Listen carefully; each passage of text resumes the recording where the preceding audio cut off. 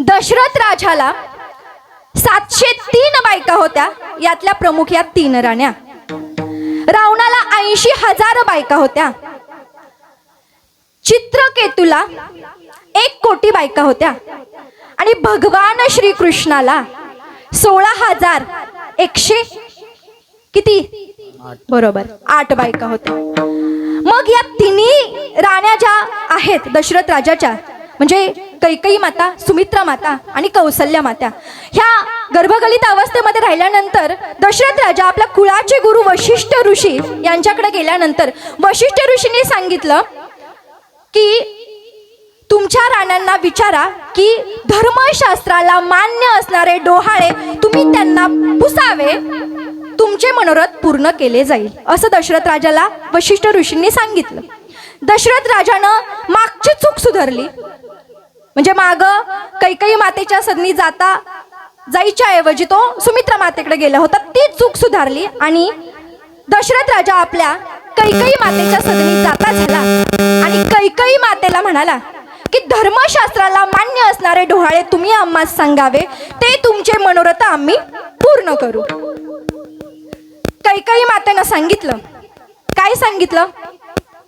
कैकेयी मातेनं सांगितलं की ज्येष्ठास धारावे दुरी दिगंतरा, कनिष्ठासे द्यावे राज्यपद. दशरथ राजाला वाईट वाटलं की माझ्या राणीच्या मनामध्ये स्वतःच्याच मुलाबद्दलचा एवढा हेवा देवा का असावा. दशरथ राजा खाली मान घालून बाहेर आला आणि दशरथ राजा परत सुमित्रा मातेच्या सदनी जाता झाला. सुमित्रा मातेला म्हणाला की धर्मशास्त्राला मान्य असणारे डोहाळे तुम्ही आम्हास सांगावे, ते तुमचे मनोरथ आम्ही पूर्ण करू.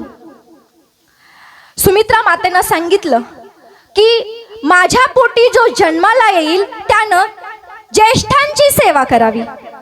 दशरथ राजाला मात्र खूप आनंद झाला की म्हणजे माझ्या बायकोच्या मनामध्ये एवढे चांगले विचार आहेत. आता मला सांगा, हाताची 5 बोटं सारखी आहेत का?